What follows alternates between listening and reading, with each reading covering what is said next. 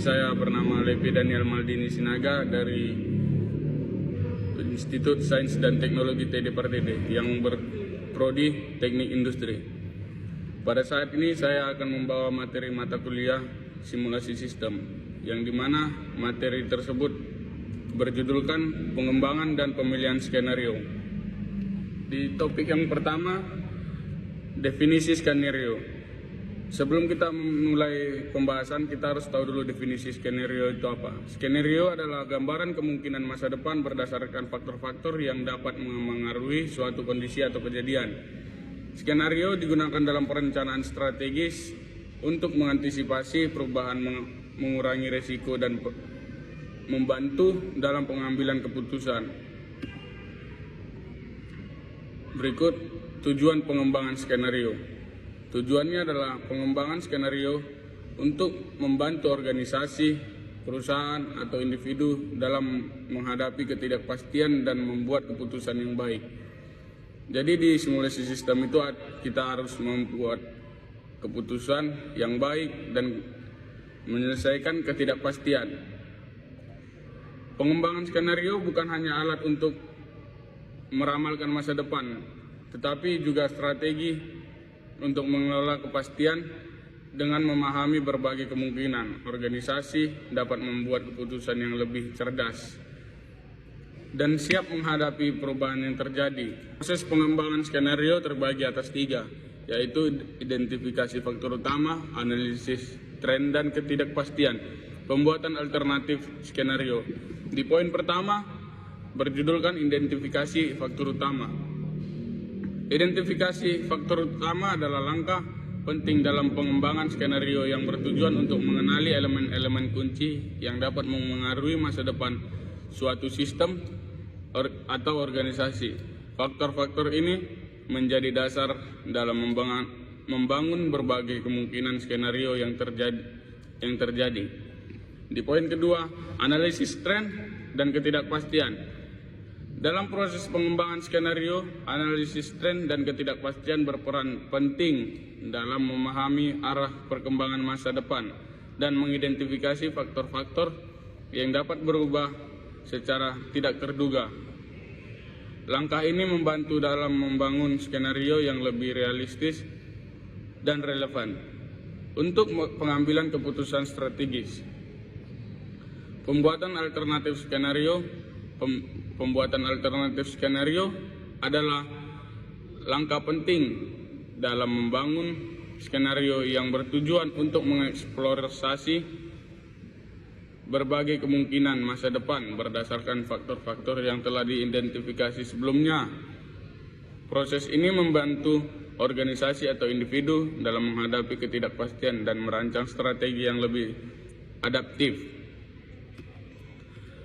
Jadi proses pengembangan skenario ini bisa dilakukan untuk perusahaan-perusahaan atau organisasi yang dimana kita belum mempunyai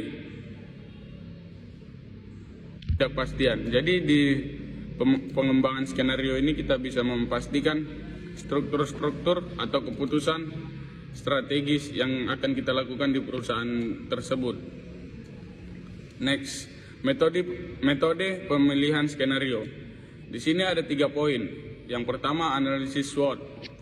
Apa analisis SWOT? Analisis SWOT atau Strength, Weakness, Opportunities, Threats adalah metode yang digunakan untuk mengevaluasi faktor internal dan eksternal dalam proses pemilihan skenario.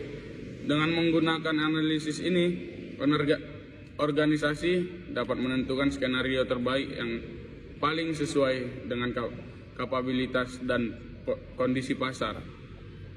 Jadi analisis SWOT ini bisa untuk menyesuaikan kondisi pasar perusahaan atau pasar penjualan kita, yang dimana kita bisa menentukan penjualan yang lebih relevan. Yang kedua, matriks keputusan.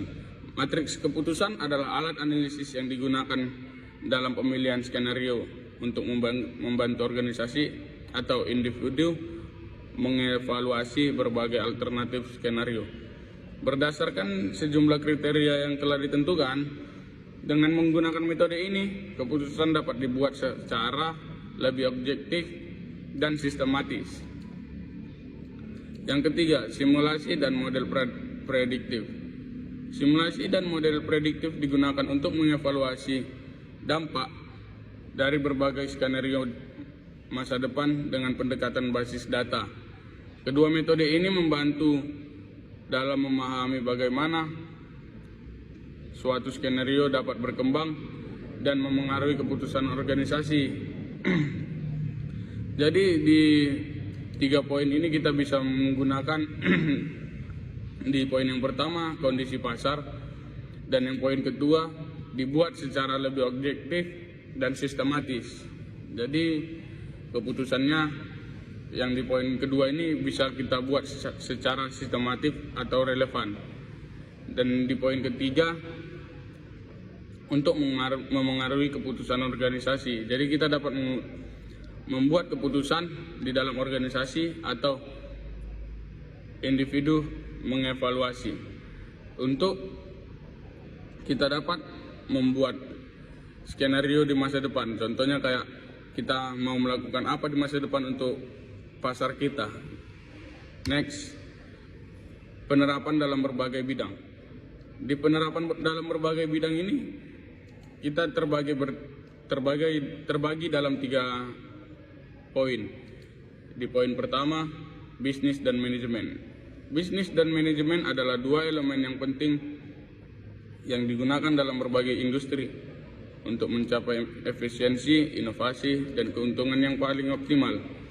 Penerapan strategi bisnis dan teknik manajemen yang efektif kemungkinan organisasi untuk berkembang dalam lingkungan yang kompetitif. Jadi di bisnis dan manajemen ini kita dapat membuat atau mencapai efisiensi, inovasi, dan keuntungan yang optimal, yang sebelumnya di masa lalu keuntungan kita berkurang atau disebut tidak optimal. Kita bisa menggunakan bisnis dan manajemen ini untuk mencari keuntungan yang optimal. Di poin yang kedua, teknologi dan inovasi. Teknologi dan inovasi telah menjadi pendorong utama dalam berbagai industri, membantu meningkatkan efisiensi, produktivitas, dan daya saing. Dari kecerdasan buatan AI hingga Internet of Things atau IoT, teknologi terus mengubah cara bisnis dan masyarakat beroperasi. Kebijakan publik ini di poin 3. Kebijakan publik adalah seperangkat keputusan dan tindakan yang dibuat oleh pemerintah untuk mengatasi masalah ekonomi dan lingkungan dalam masyarakat.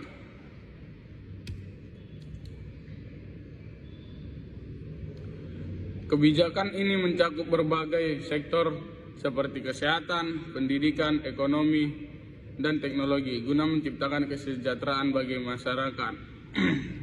Jadi kebijakan publik ini dapat kita ambil dari penjelasannya, pemerintah juga ikut mengatasi masalah sosial, masalah ekonomi, dan lingkungan dalam masyarakat. Jadi kita bisa menggunakan penerapan kebijakan publik ini di kondisi pasar kita. Jadi dari sekian materi yang saya sampaikan, kiranya teman-teman atau saudara yang melihat penjelasan dari saya dapat menggunakannya di kondisi pasar Anda, di kondisi pasar kita. Sekian dari penjelasan saya ucapkan terima kasih.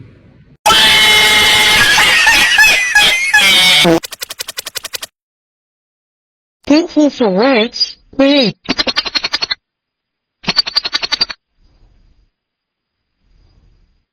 Subscribe to my channel. Robert.